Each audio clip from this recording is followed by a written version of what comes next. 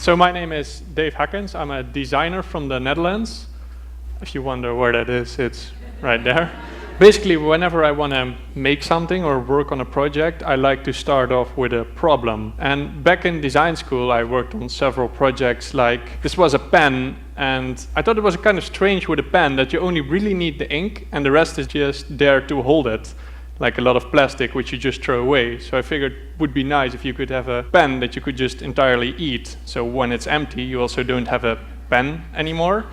Just so you don't have any waste of it. You could have like different flavors or whatever. And another one was that if you want good food, it's usually expensive. So I was particularly interested in this cold pressed oil made from nuts. And I figured, well, nuts are free, and if you can run it on something else, it might be more affordable. So I made this machine that runs on wind energy, and you can put some nuts in there and you just leave it on, and you have these nice cold pressed oils, which are usually super expensive and are pretty much for free if you have some nuts and wind. But these were all like school projects. So I mean, they didn't really make a big impact or anything like that. I just shared them on my website, and it was fun. So then my graduation project came, and I figured, all right, now I need to focus on something that might have more impact. So I was looking into phones and electronics in general, that the waste we create with them. So if we have a mobile phone, we usually have it for 2-3 years, and then we throw it away because we get something new, or it's broken, and we can't really repair it. So I thought, well, we're going in this world of technology, maybe we need to sort of find a better way to do this instead of just creating more and more waste. I had an idea for a new kind of phone. Well, I made a video about it. Every day we throw away millions of electronic devices because they get old and become worn out. But usually it's only one of the components that causes the problem. The rest of the device works fine but is needlessly thrown away. Simply because electronic devices are not designed to last. This makes electronic waste one of the fastest growing waste streams in the world, and our phone is one of the biggest causes. So this is a new kind of phone. It's made of blocks. Detachable blocks. They are all connected to the base, and the base connects everything together. Electrical signals are transferred through the pins, and 2 small screws lock everything in place. So if, for instance, your phone is getting a little slow, you can just upgrade the block that affects the speed. Or if something breaks, you can easily replace it with a new one, or update it with the latest version. Another great thing about this is, you can customize your phone. So let's say this is your phone, and you do everything in the cloud. Why not replace your storage block for a bigger battery block? If you're like this guy and love to take pictures, why not upgrade your camera? Or if you don't care about any of this stuff, you can keep it simple and get a bigger speaker. You can choose the blocks you want, support the brands you like, or even develop your own blocks. PhoneBlocks is built on an open platform where companies work together to create the best phone in the world. To set up this platform, we need to get the right companies and the right people involved. They will only get started if there is a lot of interest in a phone worth keeping. So this is the plan. To show them there is an interest for this phone, we need your voice. You can donate your social reach on the website. We gather as much people as possible. On the 29th of October, we send out the blast, all at the same time. Spreading all your voices to show the world there is a need for a phone worth keeping. The more people involved, the bigger the impact. Please visit phoneblocks.com to raise your voice and spread the word. PhoneBlocks, a phone worth keeping.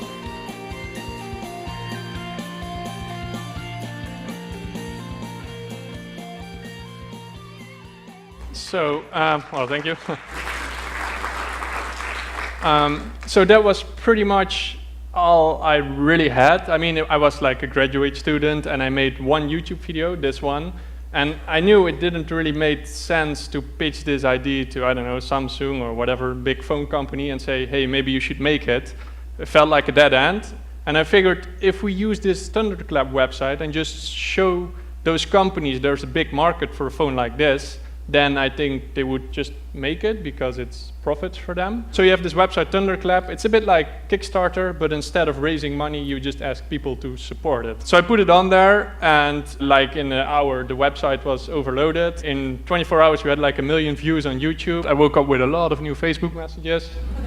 Well, it got featured from there, like all over the world, in different newspapers, and I don't know, everything. Here I am talking about it on Dutch national television. There were even some people in London, a design advertising agency, I don't know them, but they made these posters and sent us a picture. So I was like, well, thank you. Or this guy from the Black Eyed Peas, it's a cool idea.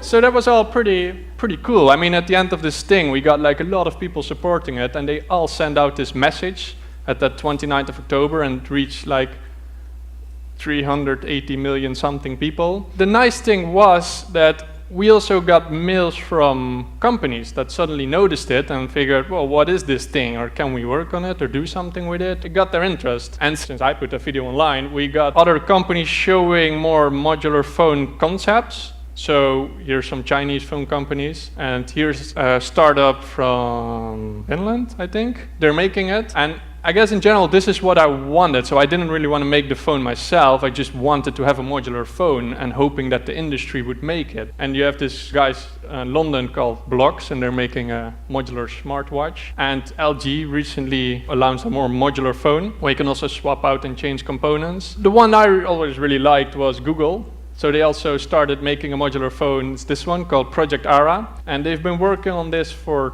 2 years, and they got like everything in place, all the little modules you can make, and people started working on that. They actually got like the prototype working, all the technicality to really make it work. But then a few weeks ago they decided to cancel it, which was kind of a bummer because they spent like 3 years on it and we got really close. But I guess profits or something like that sort of made it cancel, which in a way is like a sad thing. But I remember when I made this video, for me it was more like a future vision, something we would hopefully have in the next 10 years. It's a different type of phone, it's a different way how technology is being built, and those things takes time. And Google put a lot of effort into, they want to have it done in 3 years. But it's good to see other people in the industry and companies also working more modular stuff. And I think overall it sort of changed the mindset, that modularity maybe wasn't such a stupid thing after all and might be worth looking into. So that was the PhoneBlocks project. Another project I've been recently working on is called Precious Plastic. Basically, this project started when I looked around and I noticed there's like a lot of plastic waste. When I went on holiday, you see it in the beaches or the forest, like it's everywhere. And then I heard that less than 10% of all our plastic actually gets recycled, which isn't a lot. I mean, we produce a lot of plastic each year. So the rest of it just ends up in the wrong place. It's either being burned, it goes to the landfill, or it ends up in the oceans. And all those things aren't necessarily good options. Looking into this more, it was kind of weird because of all the materials there, plastic lives the longest almost of all of them. It's like up to 500 years and it's still good, while metal and wood, they compost after a while. And basically plastic is made to last forever, but designed to throw away. And this is kind of a weird thing with plastic, because actually if you have something made out of plastic, you just chop it, you heat it up, and you turn it into something new. It's much more easy than to do it with metal or ceramics or, well, wood is not even possible.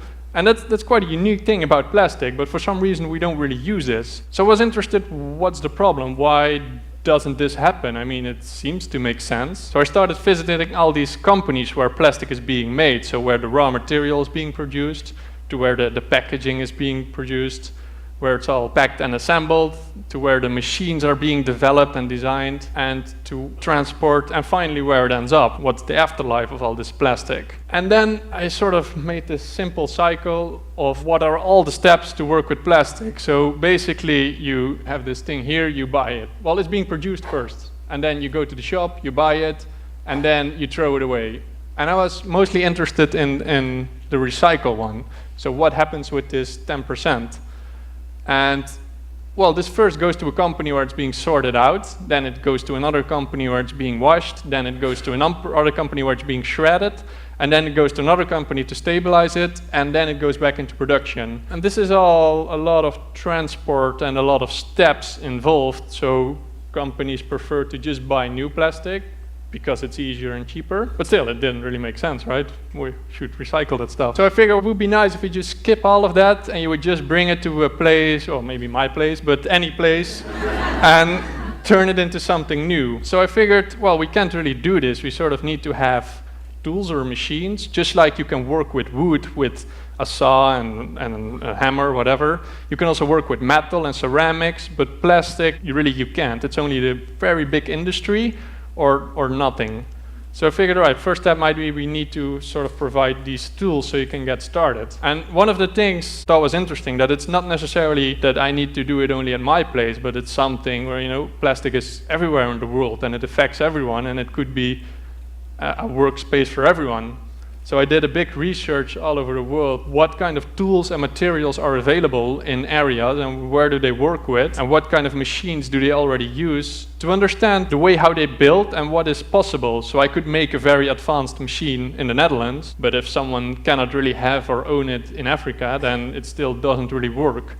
So we put a lot of effort in really making it compatible for everyone out there, so they can really get started. And also did a big research in those countries, like what's currently, where does this stuff ends up and where does it go? And then we develop a set of machines. Well, basically you have a shredder machine where you put in all the plastic and then you chop it into small pieces. And then you have 3 other machines, which again are very simple build, and you can turn it into something new. But I also made a video for this.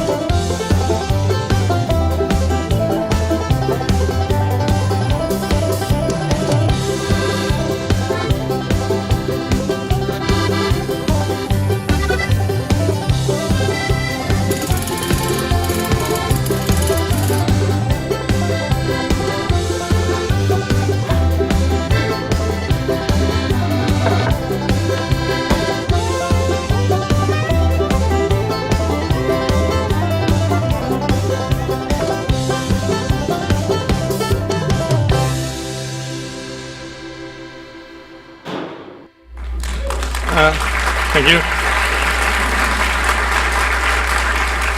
That's basically my workspace in the Netherlands, and that's the stuff I was working on and doing. It's like a small percentage of plastic that you can recycle just on that specific place. To really have this thing an impact, it sort of needs to be in every neighborhood almost. So you have these little recycle shops where you can bring your waste and you get some money in return, and people start gathering and picking up this plastic from their environment. Just like you have, that infrastructure is a little bit there with metal, so you get something back if you bring cans, for instance. But in order for plastic, to work with it like this, so much smaller scale and more free-handed, it requires some sort of extra knowledge, which isn't really out there. Just like it took a lot of years before we understand wood and what it does if you make connections and if it gets humid and it expands. And with metal, you also have these properties. So we also had to learn more about plastic and trying out different things and what happens when you melt it and how does the material flow. And if you make something, does it end up the same way if you want it after heating? So it was like a whole new area to explore and figure out. And also, what are you going to make with it? So trying out what is possible, what type of molds can you use, what kind of things can you make with it. So this is, for instance, 3D printer filament. So we can make this from waste and then you can put it in your printer so you can print from plastic waste. And these are all like examples we provided. Obviously, there's much more possible. Well, we can't do everything. These are just more to trigger people and show possibilities, and hopefully they will make their own stuff with it and their own ideas, which are probably better. So in order for this to happen in Africa or wherever in the world, I don't like making a machine here or in the Netherlands and shipping it all over the world. It made more sense if these things would be made locally with their local materials, their local machinery, so it support their local economy. So in order to do this, we made like very detailed blueprints of all the machines so people can just download them for free and get started setting up this own little workspace of them. And again, everything is made in a way that it should be understandable for everyone in the world. And not just the blueprints of these machines, but also like instruction videos of how to make them, how to work with plastic, labels that make it easier to get started sorting out. It's basically like this complete package of how to start your own little recycle company anywhere in the world, which you can download for free. This thing went online, I guess, a few months ago, I think 6 months. Well, exactly 6 months. And when I put it online, like 2 days later, I went backpacking for 6 months in Southeast Asia. Mainly because I was just curious, well, I'm always curious to see how it works in other cultures and how they treat their waste. And I also wanted to spread this around, not only on the internet, but also in a more analog way, just by sharing it with people and showing what is possible. I was sort of busy in Asia doing my stuff, but everything was online, so people could just get started. I mean, we had all the videos. So we got information back from people that sent pictures from all over the world that were getting started. So this was a guy who was working on the injection machine in Barcelona. Here they made some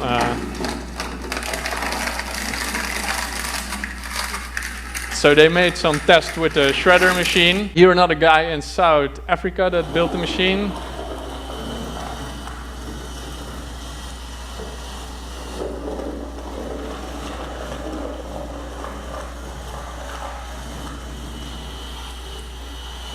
And honestly, I don't know these people or what they are doing it for, but it's nice to get these images back. So it was a dad with his 2 children making in Mexico. Here's some students in Bulgaria that made it for educational purposes to show others what you can do with plastic and hopefully get other students working more on plastic as a material. Here a makerspace in Singapore that built them. These are 4 girls in Taiwan who built like a set of machines and have been working with it. This was one in Bali that built them. And here you can see they actually blessed the machines, which was quite nice. I think the first one in the world to get rid of the evil spirits. So it's nice to get these pictures back and just see that it's sort of happening and getting started and people understand everything you did and now set up their little recycle shops, because we could have never made it to all those places in person and provide them with the tools. And so it's nice that it just goes on its own. But we also get feedback back from this community, like here's a guy in the Netherlands actually who improved the machine, so this machine is way better than the ones we have. But it's nice, so we can learn from that as well. So I think doing this in an open source way helps us as well. It's not only about giving something, but you also get stuff back. So here they made a wooden version of the shredder, which looks better than ours. And this was from a guy in Ukraine. He made machines from old Soviet motor parts from Soviet machines, and he started making these mirrors, or people are making like flower pots with it. And this was actually a super short video, but it's made from WWF in Brazil. Isso ali na prática, né, para ela ver a transformação do resíduo numa matéria-prima novamente. Com base no projeto Precious Plastic, desenvolvemos 2 máquinas. Uma de triturar E a injetora que pega essas pequenas partículas e derrete e injeta isso num molde final. A vantagem da injeção é que o produto já sai pronto.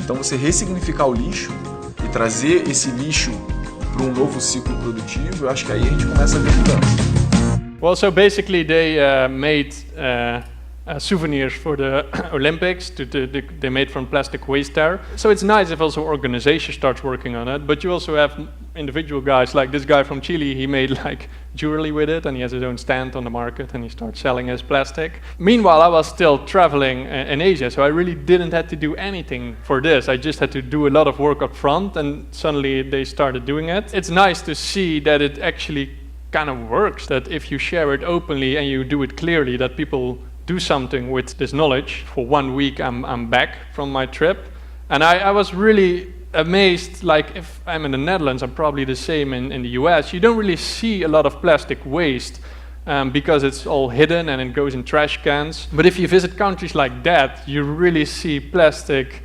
affecting their environment, the way how they live, the animals, they eat it, it's really all over the place. And they sort of got used to it, so they don't really see it anymore. But if you come as an outsider and you see, I don't know, it's like still a lot of work to do. But I guess it really motivated me again to you know, take this to the next level, get even more people started recycling. So yeah, that's pretty much precious plastic, and that was my presentation.